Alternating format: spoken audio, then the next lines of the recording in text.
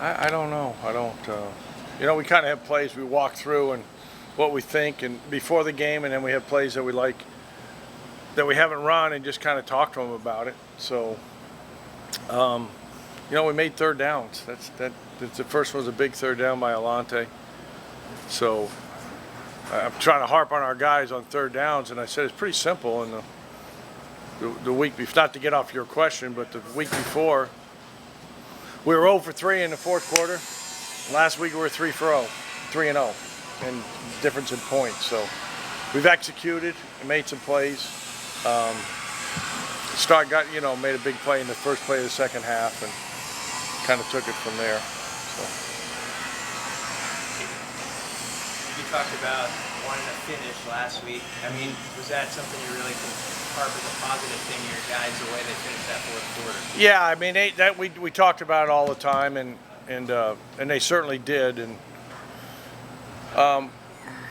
but probably bigger than that was how they handled the adversity when Casey threw the pick on third down, and they responded at that point. I think there wasn't anything like the week before where we got the pick and looked around. Those guys knew what they had to do and talked about finishing. I could hear them on the sideline, and that's what they did. So that's the real positive part is obviously these guys listen to us and kind of believe in the coaches that are coaching them. How do you feel Casey's played through 2 games? What's sort of your eval of how he's tracking? Who? Casey. Yeah, getting better. There's a lot of things, that hadn't had reps on.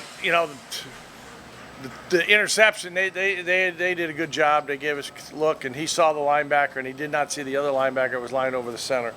And the good thing about Case, when he comes over the sideline, when I asked him what he sees, I never saw the linebacker, and you watch the tape, that's what's happened.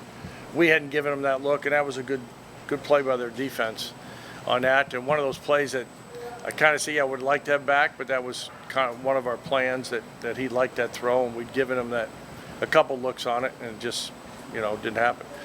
And I told him that if he keeps throwing interceptions, he might lead the team in tackles because at least he made a good tackle, and I think he showed what kind of a competitor he is. Did you kind of take a deep breath when he goes down and make a tackle like that? No, I'm too mad at the interception to worry about it, So, no, that's just I think all the really good quarterbacks kind of get upset with it and go and try to make the tackle. What did you see as the difference in the first and second half in the way that you attack things? 7 points versus 31 after halftime. Well, we didn't have the ball in the first half. We had 22 plays, and if we missed the field goal. I'm not saying that's negative, but if you have the ball 22 plays, you scored 10 points. In the second half, we had the ball, whatever it was, 42 or 41, and scored 31. So if you can score a point for every other play, then I think you're pretty good. So that was the point. We moved it and just didn't finish, and that series was the offside really hurt us. We jumped off sides on the first down, became first 15, and we had a 3rd and 7, and we probably, after 3rd and 2, you got 2 downs to get it there. But, we just didn't have any rhythm. Probably the fewest plays I can't ever remember running that few plays. We're sitting down the sideline, we missed the field goal. We had a good drive, and then we're saying, okay, we'll get it back. And they get ready for 2 minutes. We're talking, and then you just never get the ball back. And luckily, we got it started in the second half. Scott talked after both games about cooperation. What does that look like? What does that mean to you when you're going through calling a game? No, we're just talking to all the coaches, what Mickey thinks, and some of the guys that way, who we got in, what we're going to do, and Coach Donnie and Coach Frost and myself, obviously, Coach Applewhite, what running back, certain things that way. So we're talking in between, talking at halftime. So talk before the game, during a week like now. Hey, these are certain plays we like. Let's see. What are you seeing on that part? So, they gave us a couple things that were a little different. I really didn't expect them to play that much drop 8 and zone. I thought they've always been a really aggressive team, and that, they changed that up, and we made some adjustments, as we went that way. At halftime was a big thing. And Casey praised just your your willingness to be positive on Sundays even when mistakes are made. How important do you view it to kind of keep an even keel after the game? In Nebraska, things go high and low. There's a lot of highs and lows with the fan base and us and all that. I mean, how important do you try to make it to stay kind of even with the players and positive? I don't, it takes time. Just takes time. This isn't a thing that you just roll out. And I kind of, I don't know. I was just thinking it. I think everybody that scored it, pretty much that scored a touchdown, wasn't here.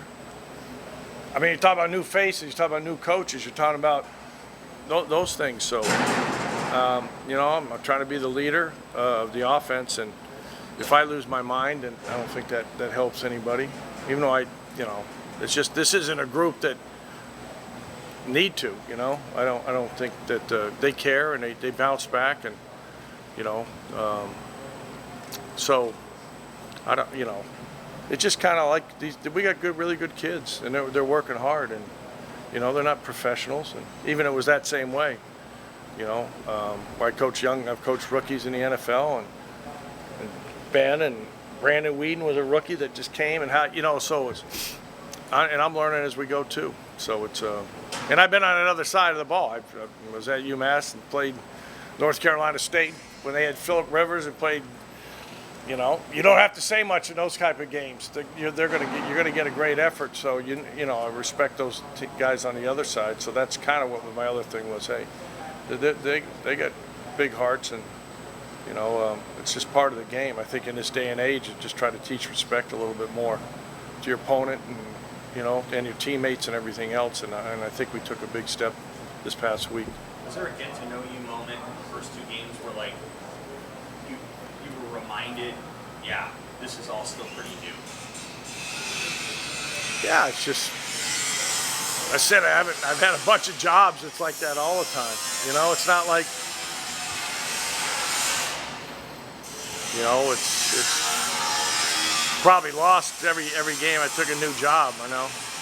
I mean, the first game when I was a head coach when I was 30, whatever, 1988, I still remember it. I think we scored 14 points on offense, and we had 2 pick sixes by the same guy. I said, geez, this is pretty easy. Won the game. I've never seen that happen again. So there's a lot. So just try to stay positive and collected, and keep teaching during the game, and that's the thing, all the little things. And we've had a little sessions more with the quarterback and receiver, and I think that's helped out a little bit. I probably was maybe a little off by not doing that earlier. Where they're in the same room, so we're taking some time together on what they're seeing and what we're doing. So teaching football, and I think that's helped with Coach Mick and Coach Kaz and the quarterbacks and those guys. With an unbalanced offensive line, when you swap a tight end for a tackle, just what are the benefits of that to you? Why do you like doing that? Why do you like the prior spots? Not many people do it, and then it affects their blitz calls, and it makes them think they got to have another plan for it. So, tackles usually block better than tight ends. So I've never been to a place, and hopefully we'll get there. So it's just something we've done since 1988. Through 2 games, how do you think it's gone so far in those specific Good. sets? We've been all right. Yeah, we've been all right. Done some things, get better at it. Yeah.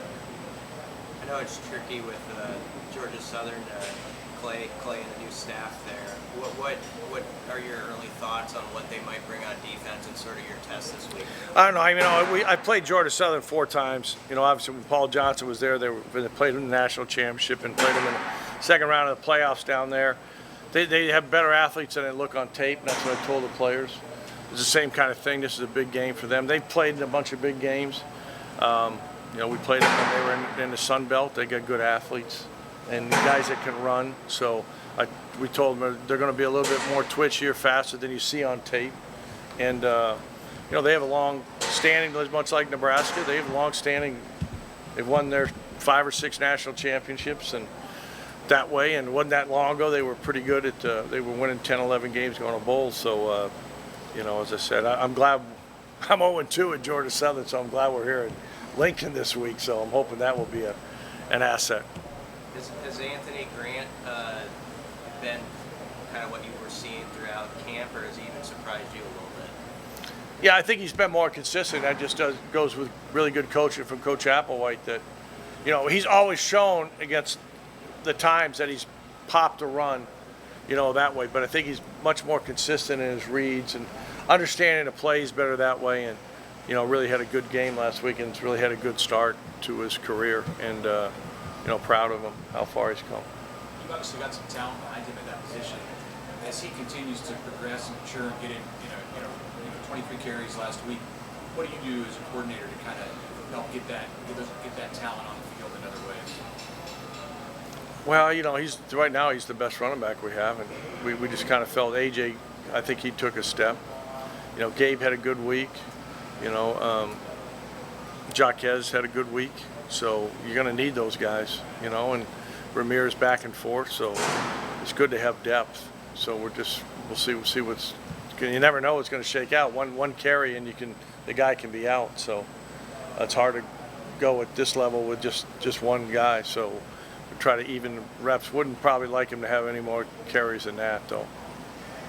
In the 2 games you've been here, can you sense that things are kind of high stakes at Nebraska? I mean, this has been your first experience being here. You've had a lot of different jobs, but can you sense the tension and the whatever that's outside the program or even inside?